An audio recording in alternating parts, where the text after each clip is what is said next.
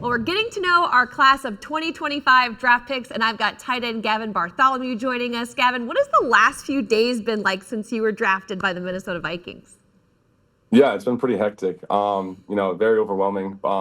Just all part of the journey, but a lot of phone calls, Zoom meetings and stuff like that. So just getting to know the guys really. Yeah, did any guys from the team reach out to you and congratulate you on being their new teammate? Yeah, JJ texted me. So did Jordan. We played together my freshman year here at Pitt, and then so did Brian O'Neill, another Pitt guy. So. That's really cool. Did you happen to hear Kwesi Adofo-Mensah's press conference when he talked about Jordan Addison's reaction to him asking about you as a player? I didn't actually see it, but someone just sent it to me a little bit ago. So I'll have to, after I get off this, I'll have to look at it. But yeah, he said he's definitely cool. He just said that he doesn't normally see a big reaction from Jordan. He's a mild-mannered kind of cool cat, but like when he asked him about you, his like eyes lit up. What was the dynamic like when you guys were on the team together? Yeah, I mean, it was awesome. I was, obviously a younger kid coming in here, just sharing the field with him. And really, I was just kind of happy to be out there. And I felt like our relationship just kind of grew as he saw like what I could bring to the table and how I could help the team. And, just kind of grew from there. You say you've got some Zoom meetings and things like that, obviously diving right on into what the Vikings offensive plan and scheme is. What are you learning about right now? What are you most excited to get to know about the Vikings offense?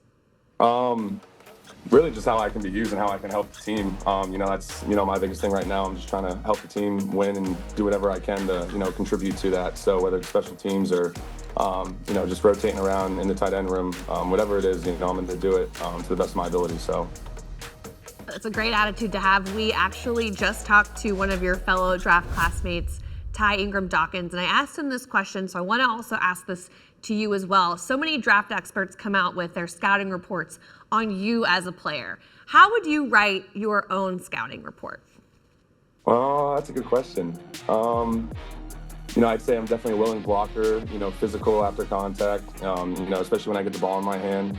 It's going to take a lot more than just one guy to tackle me. That's kind of how I am. In my head, I'm never going to get tackled by one guy. It's always going to be a couple. So, I'm always moving the sticks. And then, mental game, I feel like I'm very strong mentally. I played a lot of football. So, I don't really get, too caught up in the moment. I'm just worried about the play and, worried about the next one. So I'd say, yeah. You mentioned you played a lot of football. How did you start playing? Where was your journey in football began? Yeah, I started when I was in second or third grade, and then just kind of took off from there and fell in love with it. When did you realize you could compete at the college and NFL levels? It really wasn't until I'd probably say my sophomore, junior year. My high school team, we weren't, anything special. We didn't have anyone that ever went to D1 schools or anything like that, but I had a lot of great coaches that surrounded me and, helped push me to where I am today. So if it wasn't for them, I don't know if I'd be here. Yeah, and I think your off the field is just as impressive as your on the field accolades. Being one of 11 players in the FBS to be named to the All-State Good Works team, and that's an award that recognizes your community service and your positive impact. What causes are you super passionate about and really kind of, dove into when you were at Pitt? Yeah, I really wouldn't say I had one specific one. I was more of the type of guy that would just do anything that I could, when the opportunity arose. So, I'd, going to the children's hospital, doing food drives, collecting all the food from the guys on the team, children's home here in Pittsburgh, and I donate blood every year. So really anything I can do to help the community, I'm going to do it. And I love doing it. So yeah, why is that so important to you? Just to give back. I feel like, there's a lot of people out there that, aren't as fortunate as some of us. So the least and, the support we get from the community is unbelievable. So, me personally, I feel like the least I can do is take some time out of my day to, go help someone, put a smile on their face or something. What have you heard about Vikings fans or Vikings game day that kind of gets you excited to play?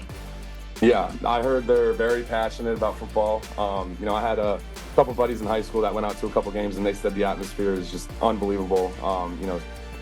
Just crazy, really. So I can't wait to witness it in person. And lastly, Gavin, what do you want Vikings fans to know about you?